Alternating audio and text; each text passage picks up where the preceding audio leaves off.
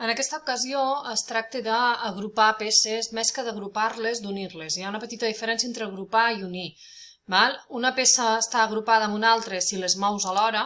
Per exemple, aquesta i aquesta estan separades. Veieu que jo puc seleccionar-les per separat.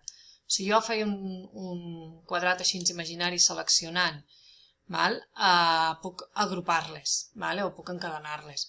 Però bueno, a l'hora d'agafar i unir les peces, veieu la diferència? Aquesta d'aquí, agrupar.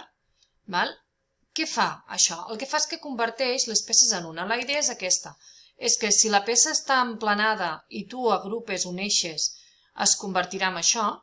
Si la peça és hueca, aquella opció del hueco, el que fas és un forat a la peça quadrada. Aquí tenim un quadrat i un cilindre. Doncs ara, si ho agrupem, fixeu-vos, si jo selecciono aquestes dues figures i les agrupo aquí, automàticament es converteix en una única figura amb aquesta forma. En canvi, si jo agafo aquestes dues figures i les agrupo, una que és hueca i l'altra és sòlida, el que passa és que la hueca desapareix i el que em queda aquí és un forat. Veieu? Ara ha tardat una miqueta a reaccionar, però el que em queda és un forat, veieu la diferència?